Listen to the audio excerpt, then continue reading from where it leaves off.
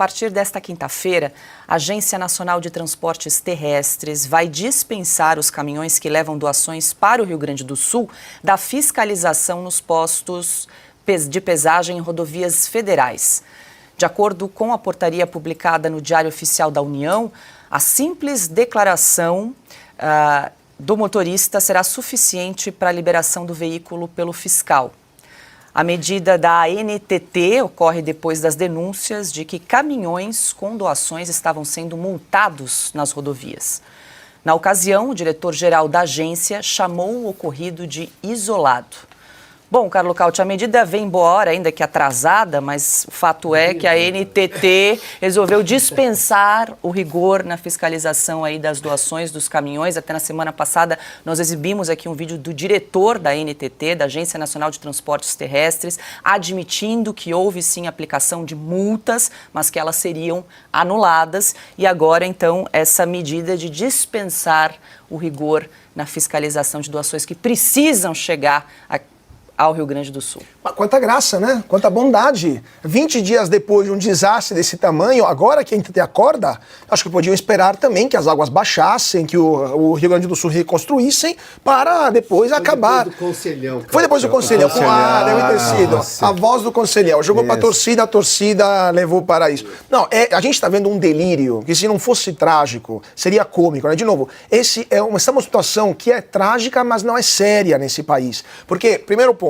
a ANTT viu caminhões de ajuda chegando, de voluntários, não do governo. Em 20 dias, ela teve a brilhante ideia de fazer o quê? Fiscalizar se o peso era excessivo e se tinha 2 quilos a mais de peso ou 5 quilos a mais, multa e não podia mais transitar.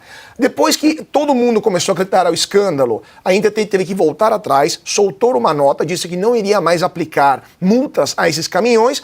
Nesse meio termo, tinha gente na velha mídia dizendo que essas informações eram fake news, tudo falso, mentira que a ANTT estava aplicando multa ou estava sancionando caminhões. A própria ANTT hoje vem dizer que não vão mais fiscalizar e vão suspender multas que evidentemente eles já aplicaram. Então, onde que está a fake news agora? Quem que vai se retratar agora? Então, onde que seremos o STF vai incluir algum jornalista renomado nas grandes redes nacionais no inquérito das fake news porque eles divulgaram notícias falsas? Ou vai passar tudo por aí, tá tudo bem, o amor venceu e não temos problemas? Mas principalmente, quantos caminhões não foram enviados ao Rio Grande do Sul cheios de ajuda, de alimentos, de colchões, de cobertas, porque tá frio lá embaixo, por causa do medo, do risco dos donos dos caminhões e dos caminhoneiros que podiam perder a carta, que é o instrumento de trabalho deles, por medo que a ANTT fiscalizasse o caminhão, bloqueasse o meio e também tirasse a carta do caminhoneiro.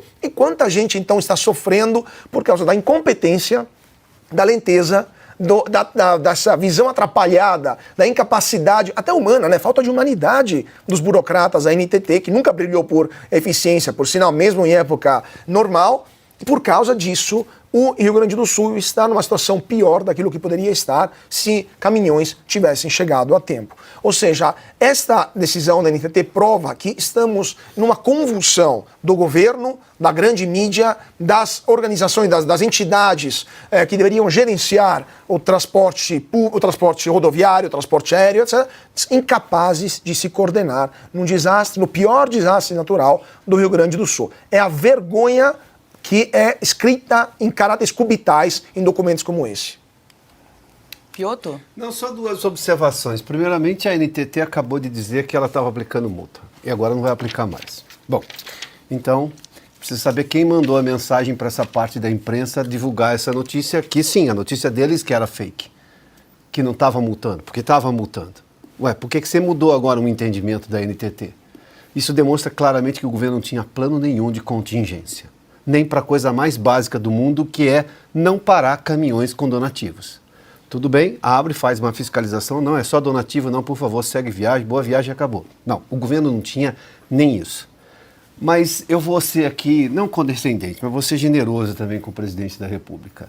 Até outro dia ele estava se perguntando o que pensava o cavalo em cima do telhado. Agora, ele no discurso dele, disse assim, não, como é que vai essa senhora que está sem marido, com 2 filhos, não vai voltar para o ninho. Agora ele está pensando nas pessoas. Parece que há um avanço nisso, mas não é exatamente um avanço. Silvio. Rapidamente, Paulo, só para complementar aqui, a gente não pode tirar de vista, perder de vista que esse episódio da sobrecarga nos caminhões foi o embrião, foi o primeiro episódio apontado como fake news que deu origem aí àquele dossiê do Paulo Pimenta, que acionou a Polícia Federal e hoje tem lá o inquérito no gabinete da ministra Carmen Lúcia no Supremo Tribunal Federal. Portanto, a primeira fake news apontada não era fake news. Ponto.